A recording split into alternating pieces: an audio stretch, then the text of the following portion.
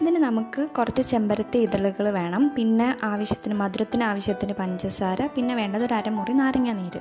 നമ്മൾ ആദ്യം ഇതിന് വേണ്ടിയിട്ട് ഒരു പാത്രത്തിൽ ആവശ്യത്തിന് വെള്ളം എടുത്ത് നന്നായിട്ട് വെട്ടി തിളപ്പിക്കുക.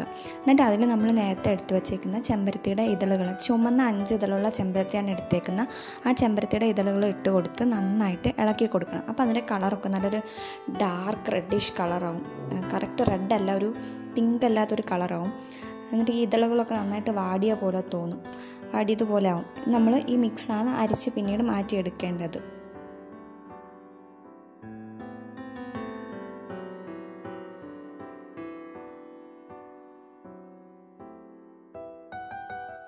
അപ്പോൾ നമ്മൾ തിളപ്പിച്ചെടുത്ത ഈ മിക്സ് നന്നായിട്ട് അരിച്ച് വേറൊരു പാത്രത്തിലോട്ട് മാറ്റി കൊടുക്കുക. അപ്പോൾ ഒരു ബ്ലാക്കിഷ് കളർ, റെഡ് കളറാണ് നമുക്കിപ്പോൾ കിട്ടിയേക്കുന്നത്. അപ്പോൾ ഇതിന് നമുക്ക് ചെമ്പരത്തി ചായയുടെ കറക്റ്റ് റെഡ് കളർ കിട്ടാൻ വേണ്ടി നമ്മളിതിൽ യൂസ് ചെയ്യുന്നതാണ് നാരങ്ങ നീര്. നമ്മളൊരു അരമുറിയോളം നാരങ്ങ നീരാണ് എടുത്തേക്കുന്നത്. ഒരുപാട് എടുക്കരുത്, പുളി കൂടും.